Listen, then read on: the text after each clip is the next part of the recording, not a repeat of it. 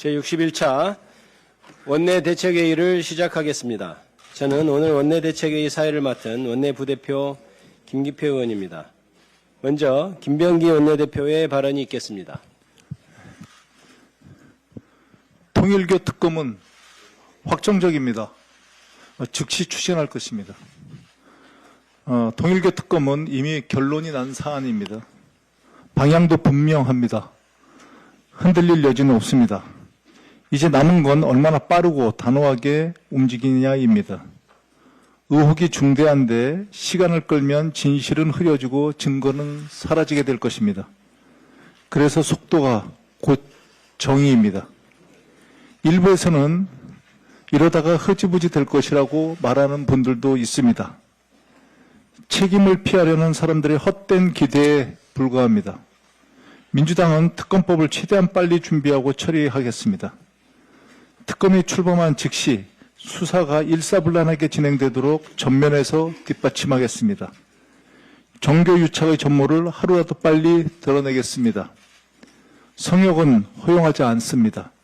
여야도 지위도 예외가 될 수 없습니다. 민주당은 끝까지 갑니다. 지금 필요한 것은 분명한 헌법 수호입니다. 내란이 신속하고 완전한 종식입니다.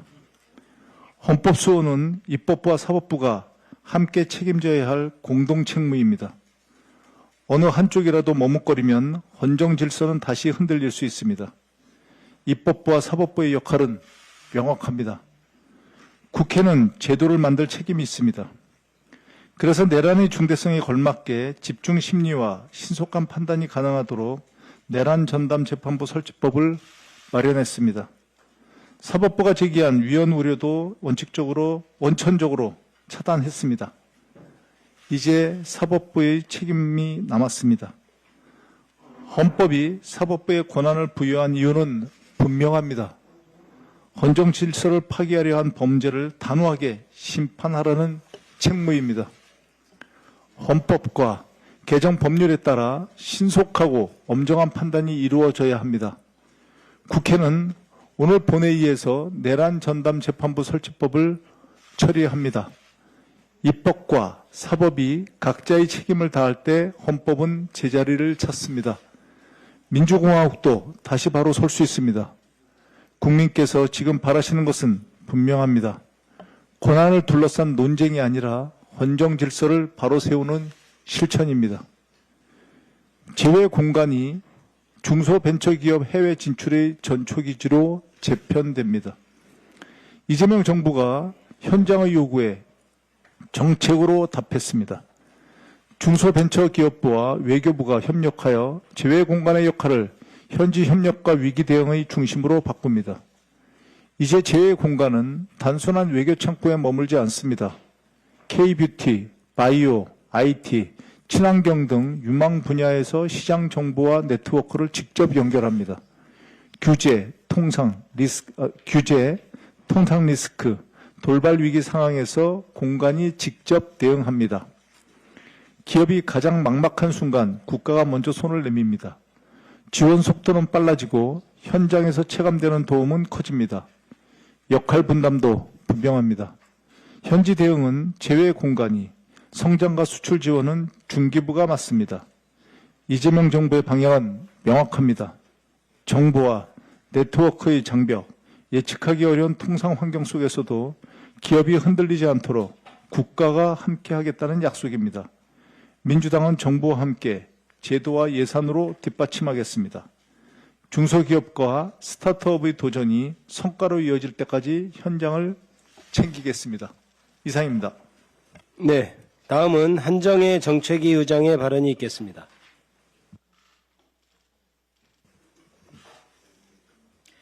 오늘 23일 해양수산부를 끝으로 이재명 정부의 대국민 업무보고가 마무리됩니다.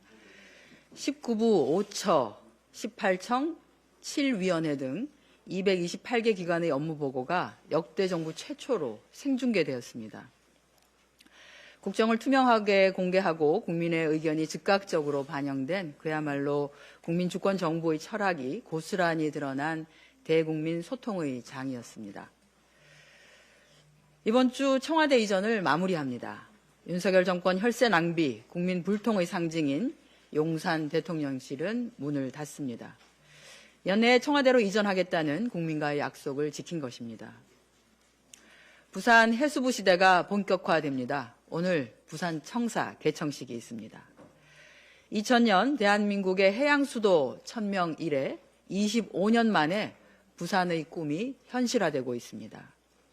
부산의 지속가능한 발전이 첫 발을 내딛었습니다. 민주당은 국민중심 국정 운영을 총력을 다해서 뒷받침하겠습니다. 업무 중에 보고되었던 또 논의되었던 각종 국민 체감 이슈와 정책들을 속도감 있게 입법적, 제도적으로 지원해 나가겠습니다. 민생경제 성장을 위해서도 더욱 매진하겠습니다. 이재명 정부의 성장 기조에 발맞추어 수출도 청신호를 보이고 있습니다. 내년 경제 반등의 기대감이 커지고 있습니다. 12월 중순 수출이 반도체 호조에 힘입어서 역대 최대 실적을 기록하고 연간 수출액 7천억 달러 돌파도 전망됩니다. 내년 1분기의 벤처기업 경기 전망도 조사 이래 처음으로 기준치를 넘어 최대 전망지수 100.8을 보이면서 경기 회복의 기대감이 확산되고 있습니다. 민주당은 당정 원팀으로 실질적인 성장과 민생경제 회복을 위해 내년에도 국민을 위해 최선을 다해 일하겠습니다. 내란 전담 재판부법이 오늘 본회의에서 처리될 예정입니다. 사법부의 독립성을 최대한 확보하는 한편 그간 제기되어 온 위헌 소지 또한 완전히 해소했습니다. 불법 허위 정보로부터 국민의 일상을 지키기 위한 정보통신망법 개정안도 오늘 상정됩니다. 타인의 권리 또는 공익을 침해하고 타인에게 손해를 가할 의도나 부당한 이득의 목적일 경우 유통을 금지하도록 요건을 명확히 해 위헌 소지를 제거했습니다. 앞서 말씀드린 내란 전담 재판부법과 정보통신망법 개정안 모두 국민의 요구와 시대적 과제를 반영한 개혁 법안입니다. 국민께 약속한 개혁 과제를 완수해 나가도록 하겠습니다. 국민의힘 지금 뭐 하고 계십니까? 지금은 필리버스터가 아니라 민생 법안을 처리해야 할 때입니다. 국민의힘이 필리버스터로 계속해서 국회 문을 걸어 잠그고 있습니다. 명분도 책임도 내팽개친 무책임한 정치투쟁에 불과합니다. 민생법안 199개가 국회의 문턱을 넘지 못해 쌓여 있습니다. 처리해야 할 것은 산더미인데 생떼도 이런 생떼가 없습니다. 그러고도 민생을 입에 올리면 부끄럽지 않습니까? 통일교 특검도 받겠다고 했는데 제발 밀린 민생 법안 처리 좀 합시다. 다음 주면 벌써 올해도 마무리됩니다. 민생 법안 처리에 협조할 것을 촉구합니다. 이상입니다. 네, 다음은 문진석 원내 운영수석 부대표의 발언이 있겠습니다. 네, 용산 대통령 시대가 마감이 됐습니다. 용산 대통령 시대의 마감은 단순한 직무 공간의 종료가 아니라 국민적 합의 없이 졸속으로 추진된 정치는 몰락할 수밖에 없음을 보여주는 사례입니다.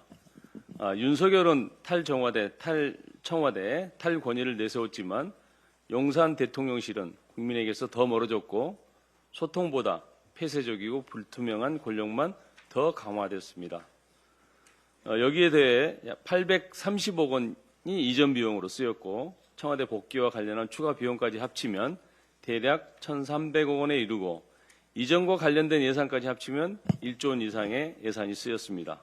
국정 철학도 제도 개혁도 없이 강행된 대통령실 이전이 남긴 것은 국정 운영 혼선과 예산 낭비뿐이었습니다. 용산은 이제 윤석열의 무리한 선택과 국정 실패의 기억이 중첩된 공간으로 남게 되었습니다. 대통령의 민주적 국정 운영은 이치와 공간의 문제가 아니라 태도와 제도의 문제입니다. 민주당과 이재명 정부는 민주적 국정 운영을 통해 국민의 신뢰를 회복하는 데 끝까지 책임을 다하겠습니다. 대한민국 수출이 사상 처음으로 연간 7천억 달러를 넘어설 것으로 전망이 됩니다. 내란으로 국가적 혼란과 정치적 불확실성이 극심한 상황 속에서 이뤄낸 성과라는 점에서 더욱 뜻깊습니다. 글로벌 경기 둔화와 통상 환경의 불확실성까지 겹친 여건 속에서 우리 기업과 노동자들의 헌신이 만들어낸 값진 결과입니다. 이번 수출 성과는 AI와 첨단 기술 수요 확대 속에서 반도체를 중심으로 한 첨단 산업 경쟁력이 여전히 유효하다는 점을 확인시켜 주었습니다. 그러나 동시에 분명한 시사점도 드러났습니다. 수출 증가가 특정 품목과 일부 대기업에 집중된 구조, 내수 부진과 중소기업 소상공인의 체감 회복 부족, 그리고 글로벌 통상 질서 변화에 대한 미흡한 대응은 여전히 해결해야 할 과제입니다. 수출 7천억 달러는 끝이 아니라 출발점입니다. 이 성과가 지속 가능하려면 수출의 요연 확대를 넘어 산업 생태계 전반으로 성과가 확산되는 구조를 만들어야 합니다. 중소 중견기업의 수출 참여 확대, 노동자와 지역으로 성과 공유, 그리고 신산업, 미래산업에 대한 전략적 투자와 인재 양성이 병행되어야 합니다. 민주당과 이재명 정부는 수출 7천억 달러 돌파의 성과를 국민 모두의 성과로 만드는 경제를 지향합니다. 책임 있는 산업 통상 정책을 통해 양적 기록을 넘어 질적 성장으로 일부 성과가 아닌 다수 국민의 삶의 개선으로 이어지는 경제 구조를 만들어 가겠습니다. 감사합니다. 네, 다음은 허영 원내 정책수석 부대표의 발언이 있겠습니다. 네, 주호영 부의장이 본회의 사회를 보지 않는 것은 우원식 국회의장과 이하경 부의장이 쓰러지기를 바라는 테러 행위나 다름없습니다. 국회 부의장 주호영은 국회 부의장의 역할과 책무를 방기해왔습니다. 지난 24년 7월 25일 본회의 사회를 거부한 것을 시작으로 25년 12월 임시회까지 본회의 사회를 상습적으로 거부해왔습니다. 급기야 지금도 진행되고 있는 필리버스터 중 우원식 국회의장이 화장실 문제로 잠시 이삭한 것에 대해 국민의힘 의원들은 강력하게 항의를 했습니다.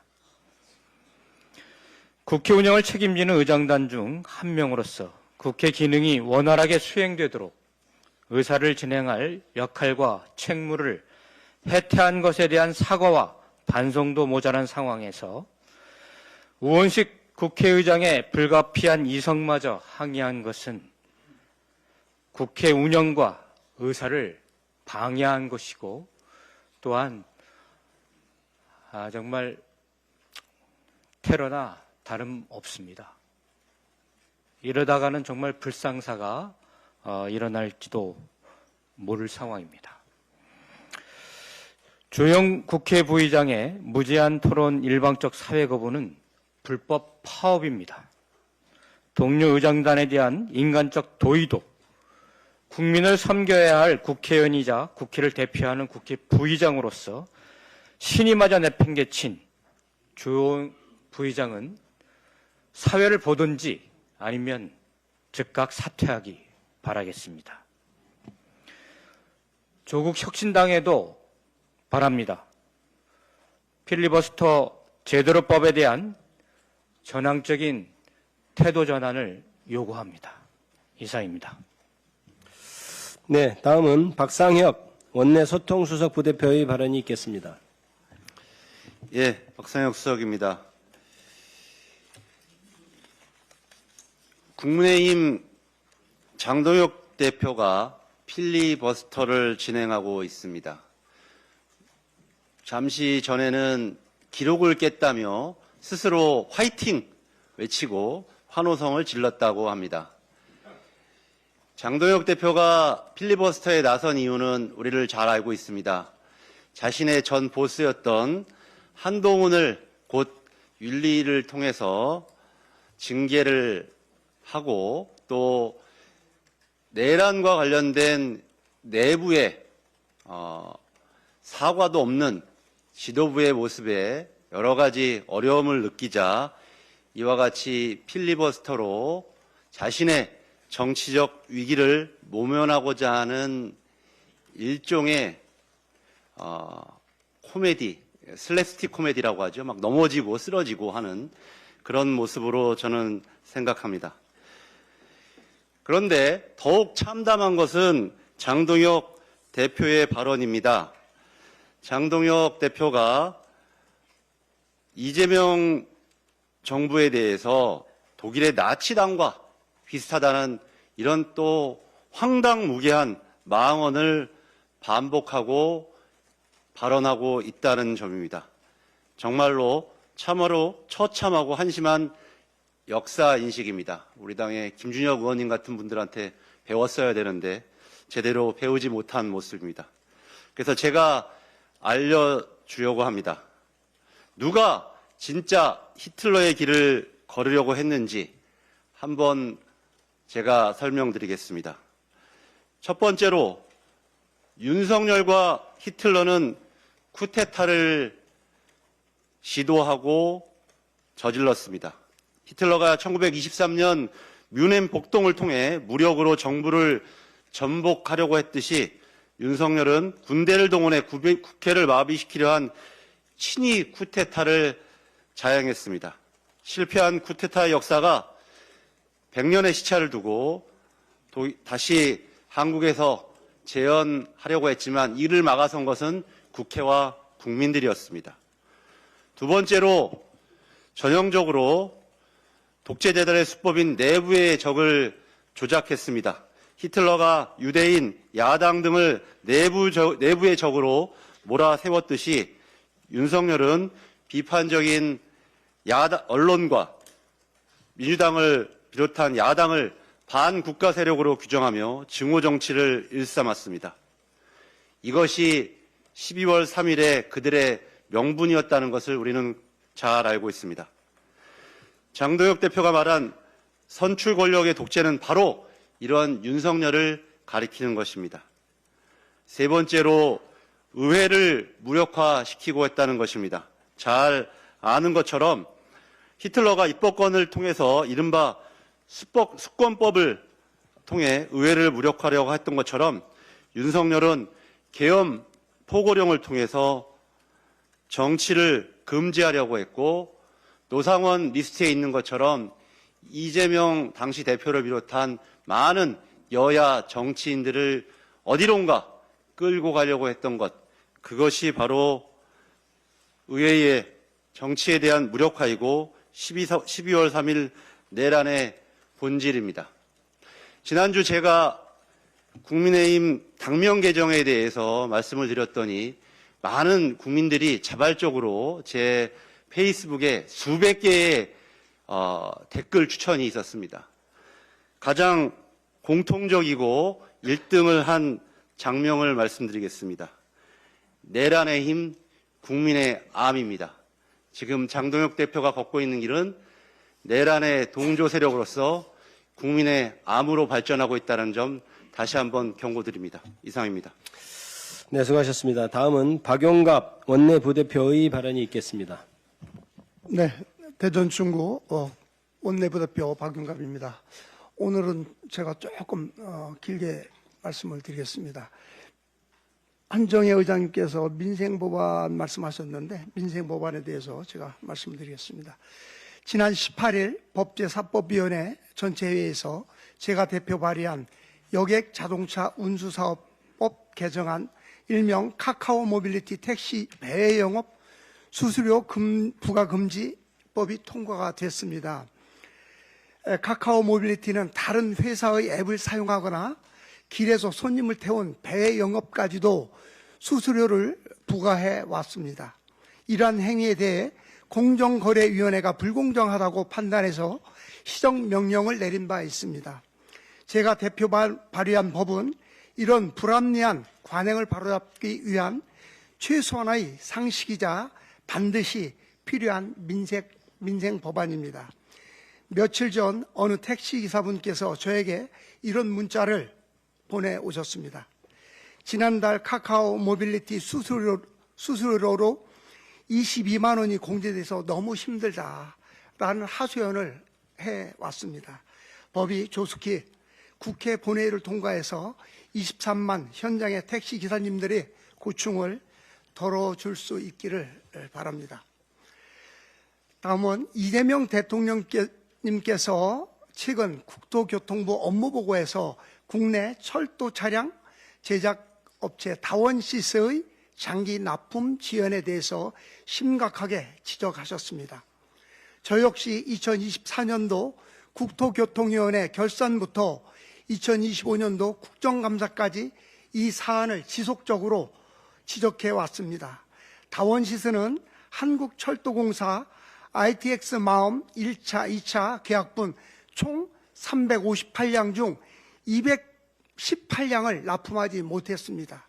그럼에도 한국철도공사는 2024년 다원시스와 전동차 116칸을 또 계약했습니다. 이뿐만 아니라 서울교통공사와도 2021년 계약한 지하철 5호선, 8호선 계약분 298량 중 단 8량만 납품하고 나머지 290량을 납품하지 못했습니다. 그럼에도 서울시는 2024년 12월 지하철 9호선 전동차 24칸을 또 계약했습니다. 이러한 상식적으로 납득하기 어려운 계약으로 인해 한국철도공사의 경우 신규 차량을 납품받지 못해서 기존 노후 차량을 수리하고 유지보수하는 데 53억 원을 추가로 지출했습니다. 서울교통공사의 경우 전동차 납품 지연으로 742건의 멈춘 사고가 발생해 서울 시민의 불편과 안전에 대한 매우 우려가 됩니다. 저는 국민의 세금이 허투루 쓰이지 않고 국민 안전이 뒷전으로 밀리지 않도록 다원시스권에 대한 감사원 감사 또는 고발 조치가 꼭 필요하다고 생각합니다. 마지막으로 대한민국 균형 성장을 위한 대전환이 필요합니다. 지난 19일 더불어민주당 최고위원회는 대전 충남 통합 및 충청권 발전 특별위원회 구성을 의결했고 같은 날 대전 충남 민주당 국회의원들은 국회에서 공동 기자회견을 열었습니다. 통합 추진에 대한 뜻은 분명히 밝혔습니다. 수도권 과밀을 해소하고 국가 균형 발전을 향한 그 출발점으로 대전 충남 통합을 선도적으로 추진해야 합니다.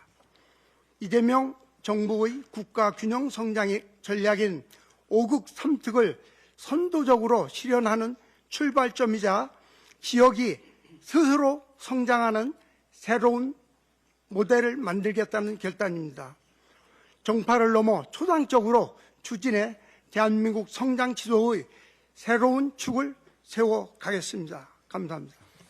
네, 다음은 박홍배 원내부대표의 발언이 있겠습니다. 네, 노동자의 생명과 안전을 위한 법안들이 국민의힘의 막장 필리버스터에 막혀 멈춰서 있습니다.